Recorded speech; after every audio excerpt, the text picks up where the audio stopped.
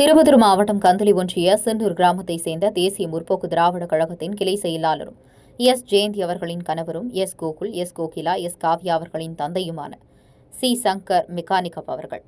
உடல்நலம் சரியில்லாத காரணத்தினால் தனது 42 வயதில் மருத்துவமனையில் சிகிச்சை பெற்று வந்த நிலையில் இயற்கை எய்தினார். அவரின் மரண செய்தி அறிந்த தேசிய முற்போக்கு திராவிட கழகத்தின் நிறுவன தலைவர் தெய்வீக திரு கேப்டன் அவர்களின் ஆசி பெற்ற நமது கழகத்தின் காவல் தெய்வம் கழகத்தின் பொதுச் செயலாளர் வீரமங்கை திருமதி அன்னியார் பிரேமலதா விஜயகாந்த் அவர்களின் கழக துணை பொதுச் செயலாளர் மண்ணின் மைந்தர் எல் கே சுதீஷ் அவர்கள், இளைஞர்களின் எழுச்சி நாயகன் வி விஜய பிரபாகரன் அவர்கள், துணை பொதுச் செயலாளர் முன்னாள் சட்டமன்ற உறுப்பினர் பார்த்தசாரதி அவர்களின் உத்தரவின் பேரில்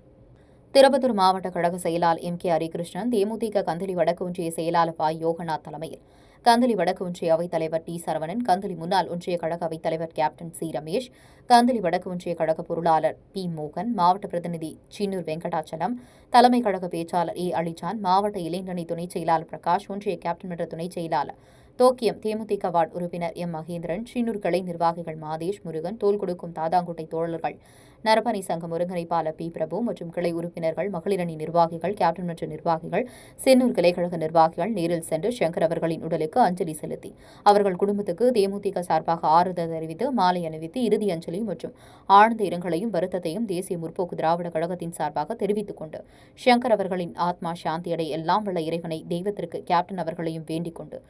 இறுதி மரியாதை செய்யப்பட்டது. திருப்பத்தூர் மாவட்ட செய்தியாளர் கேப்டன் சி ரமேஷ்.